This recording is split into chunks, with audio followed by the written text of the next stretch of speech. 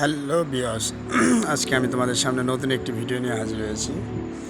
দেখুন, অসহায় মানুষের পাশে, এতিম ছাত্রদের পাশে কেমনে দাঁড়াইতে হয়, এটা শুধুমাত্র এই ভিডিওর মাধ্যমে আপনারা দেখতে পারবেন। যে আমরা কিছু সংখ্যক লোকের মাধ্যমে আমরা অনেক এতিমের পাশে দাঁড়াতে পারছি, তাদেরকে খাবার দিতে পারছি, তাদেরকে বিভিন্ন ধরনের ফ্যাসিলিটিস দিতে পারতেছি এবং তাদেরকে অনেক সুন্দর করে গোছালো একটা পরিবেশের মাধ্যমে আমরা তাদেরকে খাওয়াতে পারতেছি তৃপ্তি সহকারে। এই জন্য তারাও খুশি। এখানে কিন্তু অনেক ধরনের মানুষজন আছে যারা অসহায় এবং কষ্ট করে জীবনযাপন করতেছে, তারপরেও তাদের মুখে অনেক হাসি, কারণ তারা এখন খাবার পেতেছে আল্লাহর রহমতে।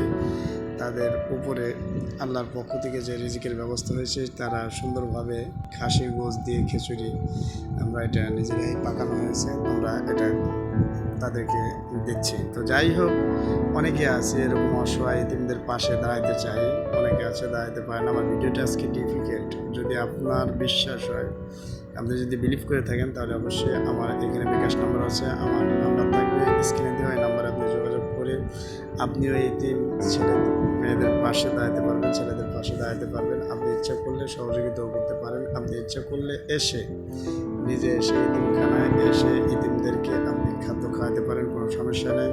কারণ আমরা আমাদের নিজেদের পকেটের টাকা খরচ করেও অনেক সময় এতিমদেরকে খাওয়াচ্ছি এবং অনেক